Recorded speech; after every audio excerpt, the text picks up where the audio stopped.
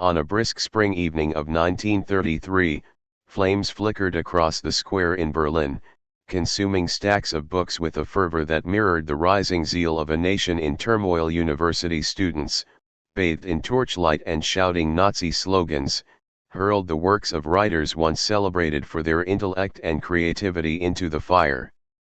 The smoke curled upward, carrying with it centuries of thought, critique, imagination, and dissent, as if Germany itself were burning its memory and conscience.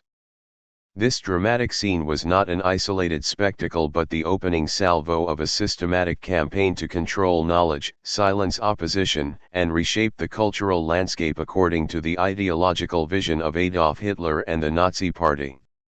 The rise of censorship under the Third Reich was intrinsically linked to the broader machinery of propaganda and totalitarian control.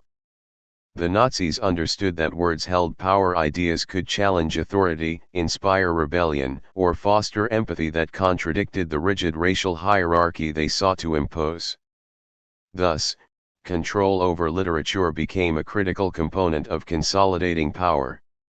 The Ministry of Propaganda, led by Joseph Goebbels, orchestrated campaigns to identify, ban, and destroy works deemed un-German, a term deliberately vague to encompass a wide range of opposition, from political critique to cultural modernism, from foreign influence to Jewish intellectualism. Early in the regime, lists of prohibited books circulated among libraries, schools, and government offices. Libraries were purged of works by Jewish authors such as Franz Kafka and Sigmund Freud, whose writings challenged conventional morality or scientific norms. Karl Marx and Friedrich Engels disappeared from shelves, along with books that advocated socialism, communism, or democratic governance. Literature promoting pacifism, liberal thought, or critiques of authoritarianism became suspect, and writers like Thomas Mann, whose literary prowess captured the complexities of human society, were forced into exile.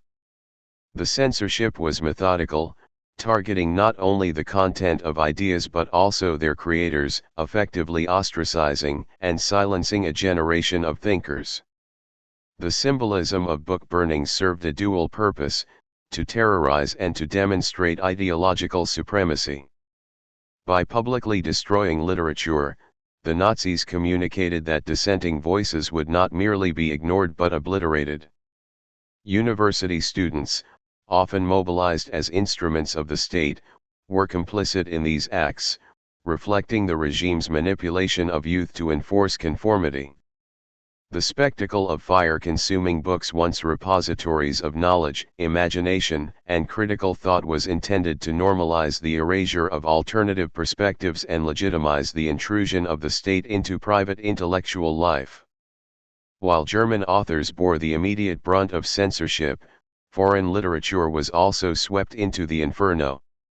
Works by Ernest Hemingway, H.G. Wells, Leo Tolstoy, and Jack London were removed from public libraries and classrooms for their democratic ideals, anti-war messages, or socialist leanings.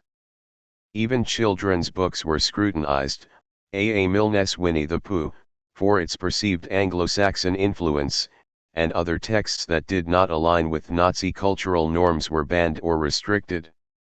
The reach of censorship was comprehensive, touching every age group and social class, leaving little space for unregulated thought or imagination. The ideological justification for such suppression rested on the concept of racial and cultural purity. The Nazis portrayed themselves as protectors of a healthy national culture, free from the contaminating influence of Jewish, communist, or foreign ideas. Intellectual and artistic diversity was recast as moral and political danger. Modernist literature, experimental art, and avant-garde movements were dismissed as degenerate and their proponents vilified. Authors like Bertolt Brecht, Erich Maria Remarque, and Franz found their works banned, not merely because of political content, but because their art was inconsistent with the aesthetic and moral ideals imposed by the regime. Beyond public spectacle, censorship permeated everyday life, shaping what citizens read, thought, and discussed. School curricula were rewritten to emphasize Nazi history and values while eliminating critical thinking and exposure to forbidden authors. Teachers were instructed to comply with ideological directives or face dismissal and persecution. Newspapers and journals were carefully monitored, and authors risked imprisonment for publishing anything that contradicted the official narrative. The totalitarian grip on knowledge extended into homes and neighborhoods, creating an environment where intellectual curiosity became both dangerous and revolutionary. Resistance to these measures, while risky, did exist. Scholars, librarians, and citizens attempted to preserve banned books in private collections or smuggled them across borders. Exiled writers continued to publish abroad, offering alternative perspectives to those within Germany who still had access to foreign broadcasts or underground networks. These acts of preservation were not merely about safeguarding literature, they were symbolic gestures of defiance, affirming the enduring value of critical thought and cultural diversity even under the most repressive circumstances. The consequences of Nazi censorship went beyond immediate political control. It fundamentally reshaped the cultural and intellectual landscape of Germany and occupied Europe. Generations grew up with limited access to the full spectrum of human thought, and many voices once central to European literature, philosophy, and science were silenced for years. The psychological impact was profound. Fear, conformity, and self-censorship became normalized, while the absence of dissenting perspectives altered how society understood morality, politics, and history.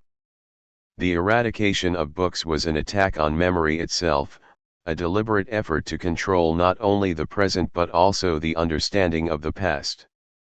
As the war progressed, censorship intensified. Occupied territories were subject to similar purges, with libraries looted and local authors suppressed. Nazi ideology dictated cultural assimilation and elimination of dissenting voices wherever German control extended. The destruction of literature became inseparable from the broader machinery of oppression, reinforcing racial, political, and ideological hierarchies while attempting to eradicate cultural plurality. Yet, even amidst this sweeping censorship, literature proved resilient. Banned books were secretly circulated, read aloud in hiding, or memorized for later transcription.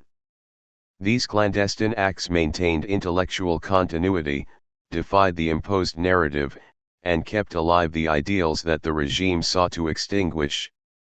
The struggle over books was, in essence, a struggle over thought, identity, and freedom, a microcosm of the larger resistance that would emerge across Europe in the years of occupation and war. By examining the rise of censorship under the Nazis, it becomes clear that the control of knowledge was as critical to the regime's power as the control of territory or military force. The targeting of specific authors, ideas, and genres reveals the inseparability of literature and ideology in totalitarian systems. The public burnings, library purges, and bans were not mere acts of repression, they were calculated strategies to dominate the cultural imagination, to eliminate moral and intellectual alternatives, and to mold a population into compliant citizens. In this sense, the fire that consumed the books of 1933 symbolized a deeper, more enduring battle, the battle over thought itself. From the flames of burning books to the silencing of dissenting voices, the early years of Nazi censorship laid the groundwork for a society in which control over knowledge equaled control over life, yet, in the shadows, defiance persisted. Authors, scholars, and ordinary citizens preserved the memory of what had been lost, setting the stage for the eventual recovery of banned literature and the enduring recognition that ideas, once conceived, could not be fully extinguished. Targeted authors and literature, Jews, communists, and political opposition. In the shadows of a rapidly transforming Germany, the intellectual pulse of a nation began to falter as one by one, voices of dissent were silenced. It was not the sound of bombs or marching armies that struck fear into the minds of writers and thinkers, but the silent edict of prohibition, the invisible hand that removed entire libraries from shelves, and the knowledge that one misplaced word could lead to imprisonment or worse. The Nazi regime understood that ideas, once planted in the minds of the populace, could rival the power of armies, and so they embarked on a relentless campaign to eliminate thinkers whose works challenged their vision of society. Jewish authors were among the first and most visible targets. The regime's anti-Semitic ideology dictated that Jewish influence on literature and science was inherently corrupt, dangerous, and subversive. Franz Kafka, whose novels explored alienation and the absurdity of bureaucratic power, was removed from libraries and public circulation despite his profound insight into the human condition. Sigmund Freud, the father of psychoanalysis, was labeled a purveyor of Jewish science, and his writings on the unconscious mind, sexuality, and human behavior were systematically banned.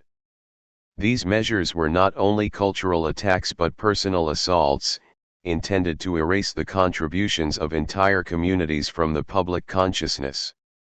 The Nazi censorship apparatus did not limit itself to ethnic identity, political ideology was equally scrutinized. Socialist and communist writers were eradicated from public access, their ideas deemed incompatible with the authoritarian vision of the Third Reich. Karl Marx and Friedrich Engels, architects of communist theory, were officially prohibited, along with texts advocating socialism or collective governance. Literature promoting democracy or pacifism, which encouraged critical thinking and the questioning of authority, was also suppressed. Even moderate critique of authoritarianism, found in essays, novels, or philosophical treatises, was considered a threat that could inspire disobedience. Thomas Mann, one of Germany's most celebrated literary figures, exemplifies the peril faced by politically engaged authors. His works, including The Magic Mountain, dissected the intricacies of human thought and societal development, offering nuanced reflections on morality and the human spirit. Mann fled Germany in 1933, seeking refuge first in Switzerland and later in the United States, becoming a voice of exile and resistance. Similarly, Hermann Hesse's writings, valued for their humanist and introspective themes, faced suppression. The banning of such authors signaled to the public that even acclaimed figures were not immune to the regime's ideological scrutiny. The repercussions of these bans extended beyond individual authors. Libraries, classrooms, and publishing houses were systematically purged. Entire catalogs of intellectual work were removed, replaced by state-approved propaganda and literature that reinforced Nazi ideology. Students, scholars, and ordinary readers suddenly found themselves deprived of access to the intellectual tools needed for critical thought.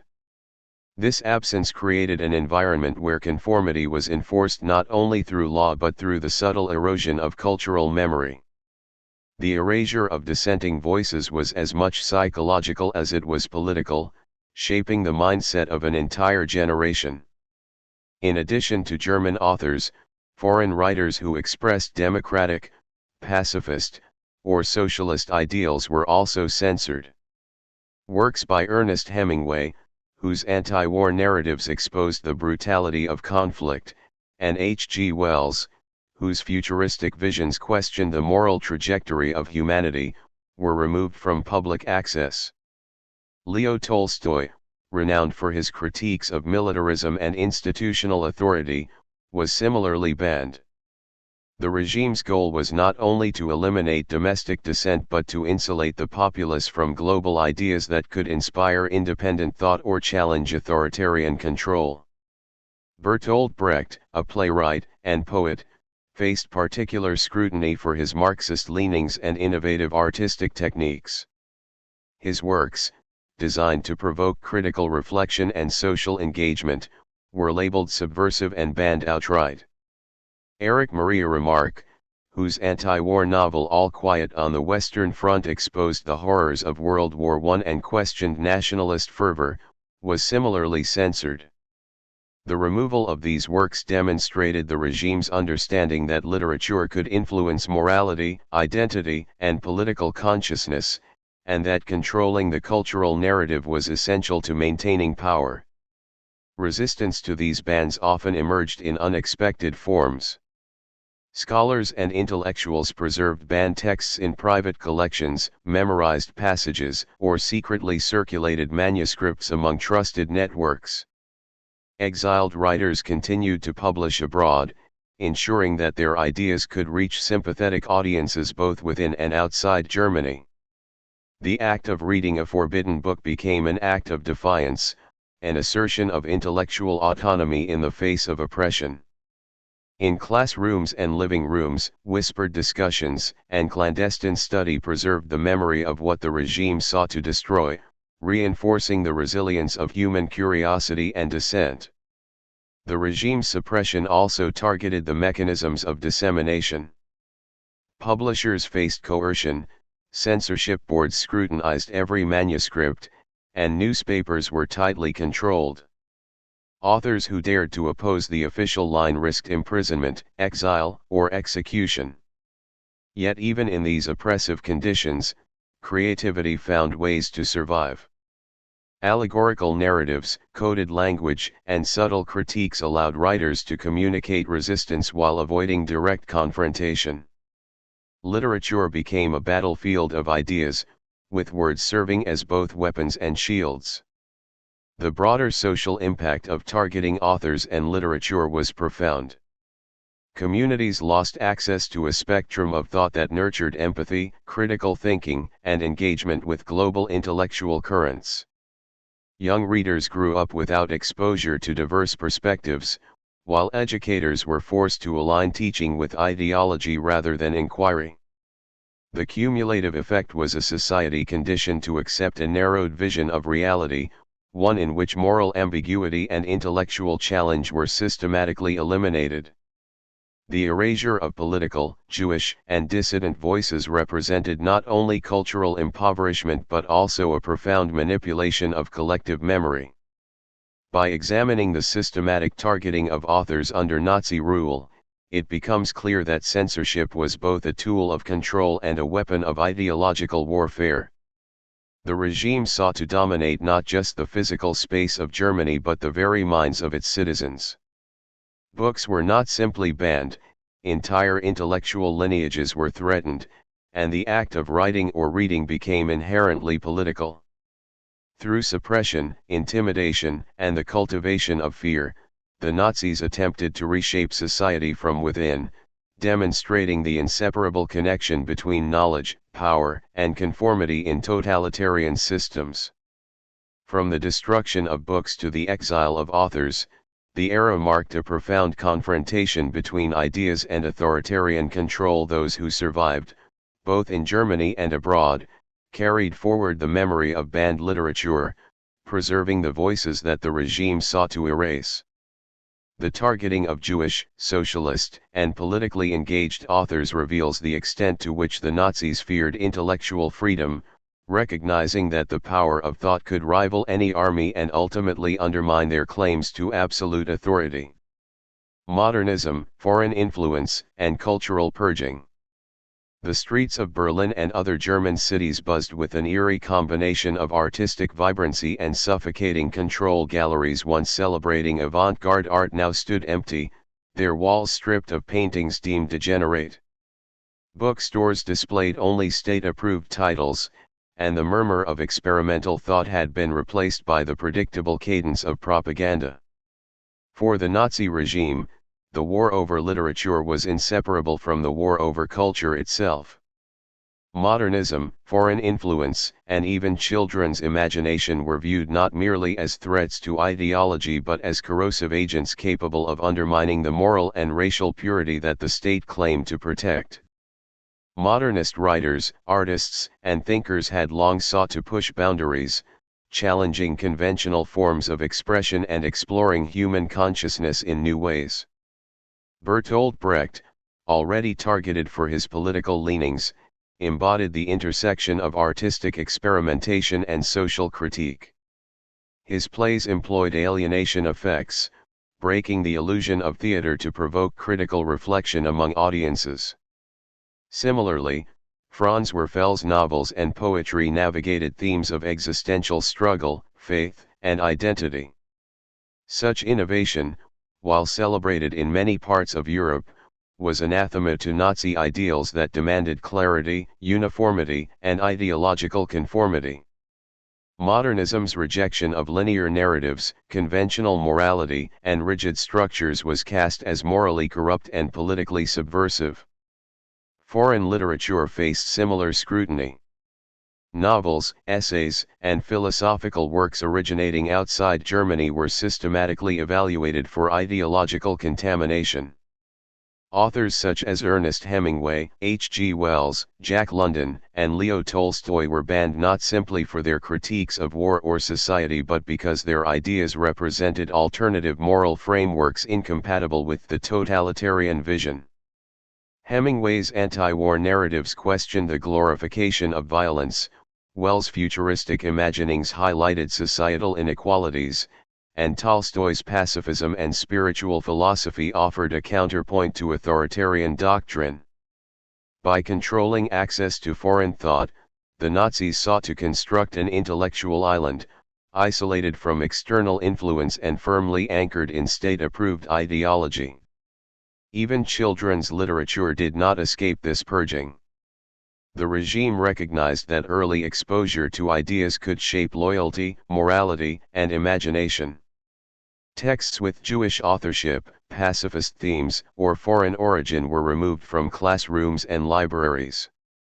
A. Milne's Winnie the Pooh, perceived as emblematic of Anglo-Saxon influence, was restricted, while other playful or imaginative works were scrutinized for messages that might foster independent thought or empathy for outsiders. Storytelling itself became a political act, as narratives were repurposed to cultivate obedience, racial awareness, and devotion to the Reich. The infamous book burnings of May 10, 1933, served as both a symbolic and practical tool for cultural purging. University students, encouraged and directed by Nazi officials, gathered in squares across Germany, throwing thousands of volumes into roaring fires. The flames consumed works of philosophy, literature, history, and social science, erasing centuries of human reflection in a single spectacle. Public speeches accompanied the burnings, framing the act as a purification ritual, a cleansing of German culture from corrupting influences. Yet beyond the spectacle lay a more insidious reality, the systematic restructuring of intellectual life so that the boundaries of thought were narrowly defined, leaving little room for dissent, experimentation, or moral questioning. The purging extended to publishing houses, libraries, and schools. Publishers were compelled to align their output with Nazi ideology, and any deviation could result in closure, seizure, or imprisonment. Librarians became instruments of state policy, instructed to remove banned books and replace them with material reinforcing racial doctrine, nationalism, and obedience. Educators were similarly monitored, curricula were rewritten to emphasize historical narratives that glorified the Reich while erasing perspectives that might encourage critical analysis or ethical reflection. The totality of this cultural assault ensured that every aspect of intellectual life, what people read, discussed, or thought, was under surveillance and regulation. Resistance to cultural purging, while perilous, manifested in multiple forms. Secret libraries preserved banned works in private homes, while underground networks circulated manuscripts beyond the reach of official scrutiny. In some cases, literature was memorized, copied by hand, and shared discreetly among trusted individuals. Exiled authors continued to publish abroad, often addressing the moral and ethical crises facing Germany and Europe, providing a lifeline to ideas the regime sought to extinguish.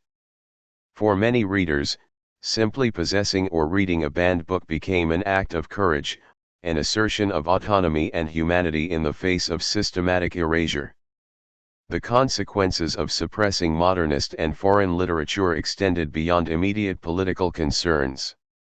Entire generations were denied exposure to innovation, diversity, and critical engagement.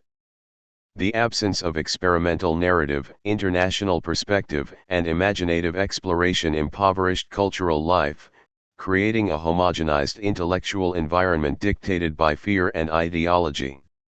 Moreover, by labeling creativity itself as dangerous, the regime undermined the potential for ethical reflection and social critique, leaving a society unprepared to question authority or recognize injustice. Yet the persistence of literature, despite such rigorous attempts at suppression, speaks to its resilience. Authors in exile, clandestine readers, and surviving intellectuals ensured that the banned voices endured. These acts of preservation, often quiet, personal, and dangerous, were foundational to post-war cultural recovery. Modernist, foreign, and children's literature, once consigned to ash, eventually returned to German and European libraries, carrying the memory of resistance, the testimony of human creativity, and the lessons of censorship's destructive power. Cultural purging under the Nazis illustrates a crucial principle of totalitarian control. Domination over physical territory is insufficient without domination over thought. By restricting access to modernist forms, foreign ideas, and imaginative exploration, the regime sought to cultivate compliance not only in action but in perception, morality, and consciousness. Literature, art, and education became instruments of ideological enforcement, and the boundaries of acceptable thought were rigidly policed. Yet, the clandestine preservation of banned works demonstrates that while regimes may manipulate access, they cannot fully extinguish human curiosity, imagination, or dissent. The purging of modernist and foreign literature thus represents both a cautionary tale and a testament to the endurance of ideas. It reminds us that cultural control is a central pillar of authoritarian power and that the freedom to explore, question, and imagine is inseparable from human dignity.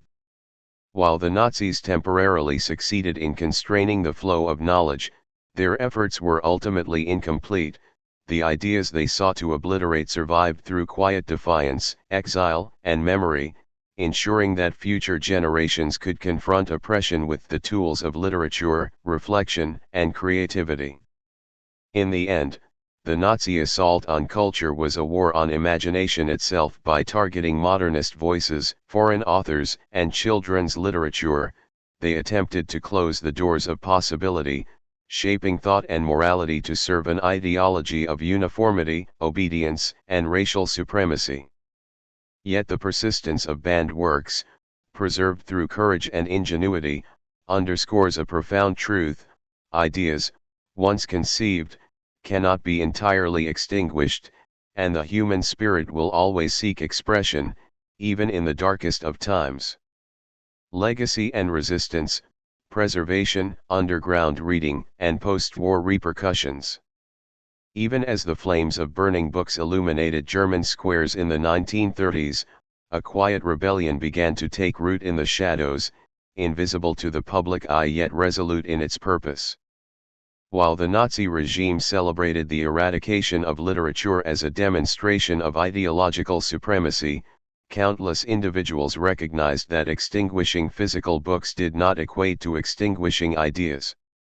From private homes to clandestine gatherings, ordinary citizens, librarians, scholars, and exiled authors engaged in acts of resistance, preserving knowledge and sustaining intellectual freedom under circumstances that demanded extraordinary courage. The preservation of banned literature became both a moral and cultural imperative. Families hid forbidden texts in attics, behind walls, and in secret compartments within furniture, often risking imprisonment or execution if discovered. Intellectuals meticulously copied manuscripts by hand to ensure their survival. Scholars smuggled books across borders, relying on trusted networks in neutral countries to safeguard them. In occupied territories, clandestine libraries emerged, where people could read and discuss works otherwise prohibited, maintaining a fragile lifeline of intellectual continuity. These efforts illustrate the profound human commitment to knowledge and the recognition that books, as vessels of thought and history, could not be fully destroyed by fire or decree. Exiled authors played a crucial role in sustaining the intellectual landscape during the Third Reich. Figures such as Thomas Mann, Stefan Zweig, and Bertolt Brecht, displaced from their homeland, continued to write and publish abroad, offering alternative narratives and documenting the moral crises unfolding in Germany and Europe. Their writings served multiple purposes. They preserved the cultural memory of banned literature, provided moral guidance, and inspired resistance, demonstrating that the power of the written word could transcend geographic and political boundaries. Even from exile, these authors engaged in a transnational dialogue that defied the isolation imposed by Nazi censorship. Underground reading circles became a subtle yet effective form of rebellion. Individuals gathered in private homes to read aloud from forbidden texts, sometimes memorizing passages to share with others. These gatherings were not mere acts of intellectual indulgence, they were affirmations of autonomy, human dignity, and moral integrity in a society increasingly dominated by fear and conformity. The act of reading a banned book, of engaging with ideas contrary to state-sanctioned ideology, constituted a deliberate challenge to authoritarian control. In this way, literature became a vehicle of resistance, an assertion that thought itself could not be legislated or annihilated. The long-term consequences of Nazi censorship extended far beyond the war years.